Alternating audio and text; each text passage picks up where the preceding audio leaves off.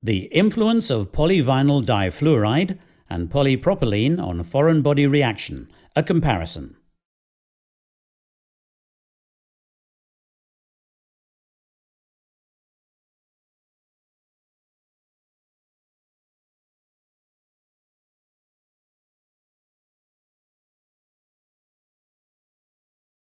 Have you ever wondered what actually happens when you, the surgeon, implant a mesh? How does the tissue react to the polymer and the structure? Imagine you are stood on the surface of the mesh and can observe what happens here just a few milliseconds after the latter's implantation. Almost immediately after implantation of the mesh, autologous proteins such as albumin and fibrinogen are absorbed on the surface. The changes to and degeneration of the proteins represents a strong immunological stimulus, in particular for the macrophage, which can be found at the interface just a few minutes after implantation.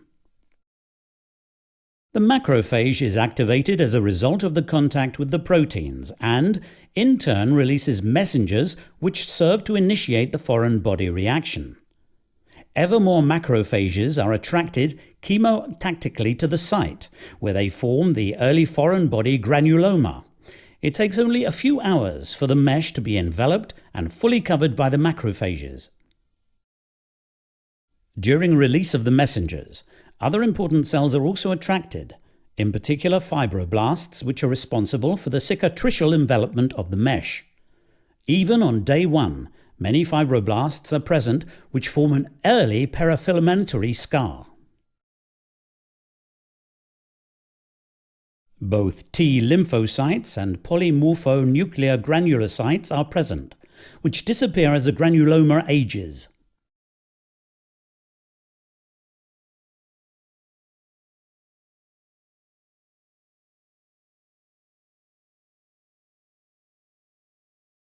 As the process continues, the number of cells in the granuloma increases, and after 1 week, an early foreign body granuloma can be recognized with its typical layering, in the interior the macrophage layer, and outside the fibrous or cicatricial capsule comprising collagen fibers and a great number of fibroblasts.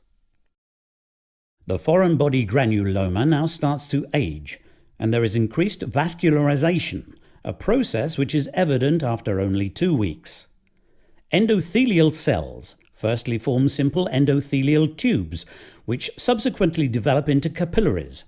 Here, good dense vascularization is proof of the optimal integration of the material in the implant bed. The extent of the foreign body reaction and the extent to which the granuloma envelops the individual mesh fibers essentially depends on the polymer used. The intensity and type of macrophage activity on the surface is closely correlated with the thickness and diameter of the fibrous capsule in the outer granuloma area, the parameter which is of particular importance for the subsequent functioning of the mesh. The foreign body reaction of the PVDF is minimal. Due to the lesser stimulation of the macrophages during implant healing, this polymer results in a significantly smaller granuloma width and fibrous capsule development.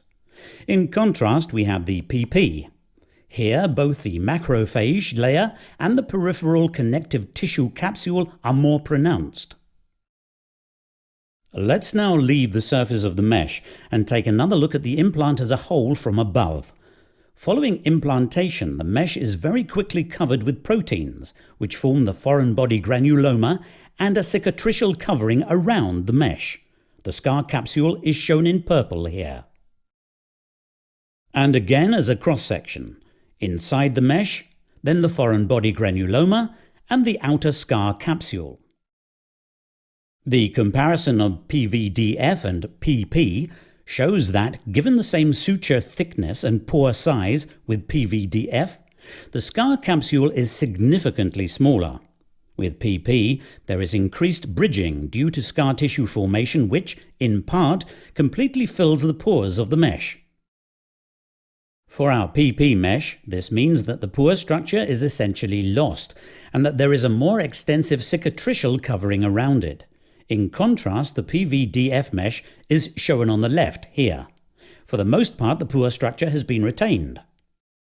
Healing of the mesh implant into the abdominal wall with only minimal cicatricial capsule formation is of particular importance to patients.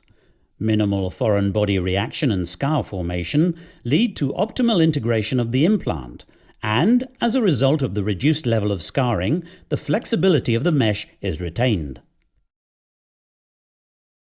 For your patients, the reduced connective tissue induction of PVDF equates to retained flexibility of the abdominal wall, as well as optimal wearing comfort, with significantly reduced foreign body sensation.